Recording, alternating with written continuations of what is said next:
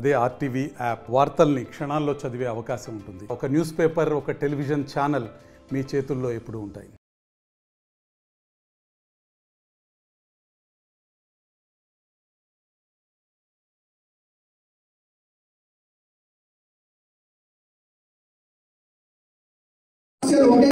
ఇంకేమైనా సమస్యలు ఉంటే మన అదే విధంగా మరి మొన్ననే నేను అన్ని అది మన ఎస్టిమేట్స్ అన్ని మన కాపీస్ ఇంతకుముందు ఏమైంది ఇప్పుడు ఏమైంది అని కూడా చూడడం జరిగింది. అలా చూస్తే 20 లక్షల రూపాయలు పెట్టి లైట్లు కొనుగోలు చేశారని చెప్పి నాకు రికార్డ్స్ కనిపించింది. కానీ నాకు కొంతమంది ప్రింట్ అండ్ ఎలక్ట్రానిక్ మీడియా సోదరులు ఏం చెప్పారంటే ఆ లైట్లు అనేవి పెట్టలేదు, ఎక్కడ కూడా కనిపించట్లేదు, పేపర్ల మీదే కనిపిస్తున్నాయి, ఆ లైట్లు ఎక్కడ ఉన్నాయో మరి మీరు ఒకసారి తెలుసుకోవాలని చెప్పి కమిషనర్ గారికి చైర్మన్ గారికి అదే విధంగా ఇంకా ఎటువంటి సమస్యలు అంటే ఏ సమస్యలున్నా ఎటువంటి సమస్యలున్నా నేను మెదక్ క్యాంప్ ఆఫీస్ అవైలబుల్ ఉంటా, రామాయణపేట కూడా వచ్చిపోతా ఉంటా.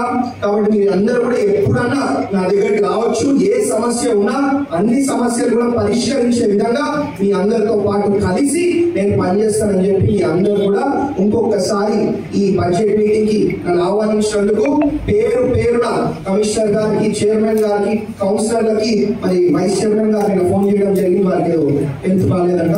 కాబట్టి వైస్ చైర్మన్ గారికి, ఆ ప్రింట్ అండ్ ఎలక్ట్రానిక్ మీడియా సోదరులకు మా గంగాధరన్న ఏంటంటే పాపం ఆయన బాధపడుతుండ్రు. ఈ ఆరోగ్య బాధ కూడా వాళ్ళకి ఆ బాధ ఉంటుంది కాబట్టి ఒకటేసారి వాళ్ళు మాట్లాడి దాన్ని కూడా మరి రికార్డ్స్ నుంచి ఏమన్నా పర్సనల్ గా ఉంటే దాన్ని తొలగించాలని చెప్పి కమిషనర్ గారిని తెలియజేసుకుంటాం. అంటే వాళ్ళు పర్సనల్ గా ఎవరి గురించి మాట్లాడితే దాన్ని రికార్డ్స్ నుంచి మీరు తొలగించండి, సబ్జెక్ట్ ని మాత్రమే ఉండనివ్వండి అని తెలియజేస్తున్నాం. అయితే ఇన్ని రోజులు మరి కనీసం మన రామాయణపేటకి ఒక ఆధార్ సెంటర్ కూడా లేకుండే. అట్లాంటిది నేను వచ్చిన 1-2 నెలల్లోనే ఆధార్ సెంటర్ అదే విధంగా మరి మీరు ఇంకోటి కూడా గుర్తించుకోవాలి. 10 ఏళ్ల నుంచి వీళ్ళే కదా ఉన్నది, ఎప్పుడు కూడా రెవెన్యూ డివిజన్ గురించి మాట్లాడి అట్లాంటిది అక్కడ ధర్నా అవుతుందని తెలిసి నేను అదే పార్టీలో అంటే ఇప్పుడు కూడా మీరు చూసుకోవచ్చు, నేను ఎప్పుడు కూడా బీఆర్ఎస్ కండువా వేసుకొని తిరగలేదు. మేము ఎప్పుడు కూడా ఎంఎస్ఎస్ పేరుతోటే తిరిగినాము. ఇంతకుముందు వైనంపల్లి హనుమంతరావు గారు ఆ పార్టీ నుంచి ఎమ్మెల్యే ఉండే తప్ప నాకు ఆ పార్టీతోటి ప్రత్యేకంగా ఎలాంటి సంబంధాలు లేవు.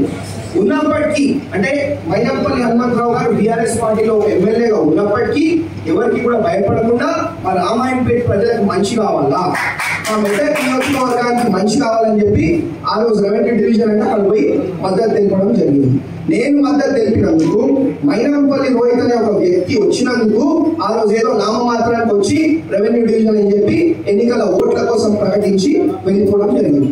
అప్పటి నుంచి ఇప్పటిదాకా ఏమైనా జరిగిందా? ఏం జరగలేదు. అంటే నేను ఏమంటా ఉన్నా అంటే వీళ్ళందరూ కూడా అంటే నేను ఏదన్నా అవుతుందని చెప్తా, కాదంటే కాదని చెప్తా, ఏదన్నా ముగ్గు సూటిగా చెప్తా, ముఖం మీద చెప్తా. ఈ వెనకాల ఒకటి ముంగటి ఒకటి రాజకీయాలు చేస్తూ ఇవన్నీ నాకు రావు. ఎందుకంటే ప్రజలు ఇవాళ ఒక వ్యవస్థకు వ్యతిరేకంగా, ఒక గవర్నమెంట్ కి వ్యతిరేకంగా, ఒక ప్రభుత్వానికి వ్యతిరేకంగా ఎన్ని వందల కోట్లు ఖర్చు పెట్టి ఎంతమంది ఎన్ని ప్రలోభాలు పెట్టినా ఇవాళ ప్రజలు బ్రహ్మాండమైన మెజారిటీ తోటి మనం గెలిపించడం జరిగింది. కాబట్టి ఆ ప్రజల శ్రేయస్సు కోసమే మేము పనిచేస్తాం. అందరం కూడా రామాయణపేట అభివృద్ధి కోసం రామాయణపేటని అభివృద్ధిలో సేవలో ముందుకు తీసుకుపోవడం కోసం నా వెంట ఉంటారని, నాతో పాటు కలిసి పనిచేస్తారని చెప్పి మీ అందరినీ కూడా కోరుతా ఉంటాం. పరిష్కరించే విధంగా చర్యలు తీసుకోవాలని కోరుతా ఉంటాం. అదేవిధంగా మరి ఒక మాట అన్నారు, మరి నాకు సంబంధించిన విషయం కాబట్టి నాకు సంబంధించిన ఒక మాట అన్నారు. ఇప్పుడు వచ్చారు రీసెంట్ గా ఒక నలుగురు కౌన్సిలర్లు జాయిన్ అవ్వడం జరిగింది. అయితే ఒక మాట అన్నారు, పైసలు ఇచ్చి వాళ్ళు తీసుకుంటారు. అయితే ఒకటే చెప్తా ఉన్నా, ఎన్నికల ముందే పైసలు ఇవ్వాలి, ఎన్నికల తర్వాత వాళ్ళకి పైసలు ఇచ్చుకోవాలి. ఎన్నికల ముందే మేము ₹1 ఎవరికి ఇవ్వలేదు. అట్లాంటిది ఇప్పుడు ఎన్నికల తర్వాత ఎవరినో కౌన్సిలర్లను పైసలు ఇచ్చి కొనుగోలు చేసే అవసరం కానీ అంటే అట్లాంటి ఉద్దేశం కానీ మాకు లేదు అని చెప్పి తెలియజేసుకుంటూ, అదేవిధంగా ఎవరైతే కౌన్సిలర్లు వచ్చినో మా మీద ప్రేమతో వచ్చిందని చెప్పి మరి మేము అనుకుంటా ఉన్నాం. కాబట్టి వారు కూడా మాతో కలిసి ఈ రామాయణపేట అభివృద్ధిలో పాల్పంచుకోవడానికి తెలియజేస్తున్నాం. అదేవిధంగా ఇంకెవరైనా కౌన్సిలర్లు కూడా మరి మాతో పాటు కలిసి మా దగ్గర రావాలనుకుంటే మీకు స్వాగతం. మీరు ఎప్పుడైనా రావచ్చు, ఇంకా అన్ని పనులు కూడా చేసుకుంటాం. అదేవిధంగా చైర్మన్ గారిని కూడా తెలియజేసుకుంటా ఉన్నాం.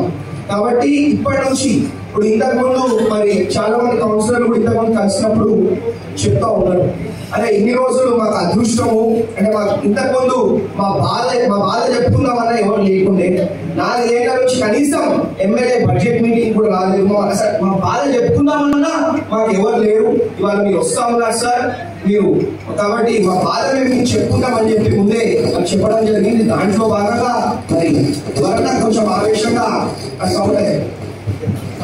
కమిషనర్ గారు ఈ మైక్ మార్చిపోయాడని ఇంత మంచి చేయగలడు పాపం. ఇప్పటికే రావడం చాలా సంతోషం. అదేవిధంగా ఇప్పుడు మీరు మాట్లాడుతూ ఉంటే నేను ఎందుకు మాట్లాడాలి అంటే ఇప్పుడు మీకు సమస్యలు ఇంకా ఎక్కువ తెలుస్తాయి. ఇన్ని రోజుల నుంచి మీరు ఉన్నారు కాబట్టి, మీరు అందరు కలిసి ఉన్నారు కాబట్టి, నేను ఇక్కడ ఒక గెస్ట్ని మాత్రమే, ఒక ముఖ్య అతిథిని మాత్రమే కాబట్టి మీరు డిస్కషన్ చేస్తూ ఉంటే నేను మధ్యలో తలదూచలేదు. కాబట్టి మరి ఇప్పుడు ఇంతకుముందు ఏమైనా నాకు తెలియదు. ఇప్పటి నుంచి ఏదైనా డెవలప్మెంట్ మన రామాయణపేట టౌన్ కానివ్వండి, రామాయణపేట మండలిని కానివ్వండి బ్రహ్మాండంగా అభివృద్ధి చేసుకుంటూ మరి సేవా కార్యక్రమాలకు ముందుకు తీసుకుపోతామని చెప్పి మనం తెలియజేసుకుంటా ఉన్నాం. అదేవిధంగా మరి నేను అందరూ కౌన్సిలర్లు మాట్లాడుతుంటే మరి నాకు అర్థమైంది, ఈ మినీ ట్యాంక్ బండ్ ఒకటి మనం అతి తొందరలో దాన్ని టేకప్ చేయాలి. కమిషనర్ మినీ ట్యాంక్ బండ్ బ్రహ్మాండంగా టూరిస్ట్ స్పాట్ లాగా పెద్దోళ్ళు పెద్ద మనుషులు ఉంటే వాకింగ్ చేసుకోవడానికి, చిన్నపిల్లలు ఉంటే మన రామాయణపేట పార్క్ ఉందా, ఒక పార్క్ కూడా ఇమీడియట్ ఒక స్థలం చూడండి. నేను ఏ పంట నుంచి పెట్టాలో ఆ పంట నుంచి పెట్టి ఒక పార్క్ ని కూడా మరి ఏర్పాటు చేస్తామని చెప్పి మీ అందరు కూడా మాటిస్తాను.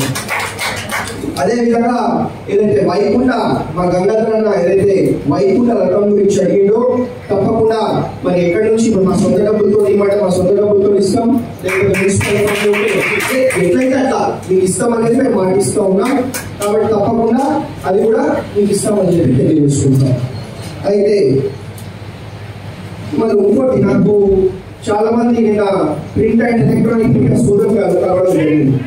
వారు నాకు ముఖ్యంగా ఒక విషయం మీద నాతో చర్చించడం జరిగింది.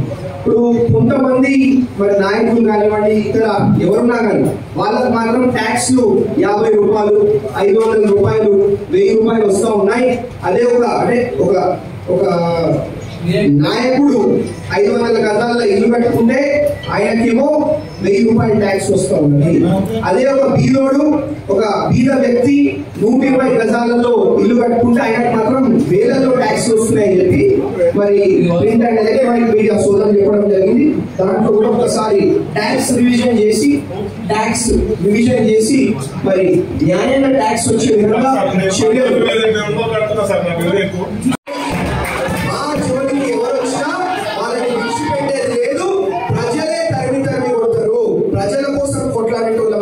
ఒక్కసారి మరి పేరున మీ అందరికీ కూడా ధన్యవాదాలు తెలియజేసుకుంటూ థ్యాంక్ యూ. మరిన్ని వీడియోస్ కోసం ఛానల్ ని సబ్స్క్రైబ్ చేయండి, లేటెస్ట్ అప్డేట్స్ కోసం వాట్సాప్ ఛానల్ ని ఫాలో చేయండి అండ్ లింక్ డిస్క్రిప్షన్ లో ఉంది.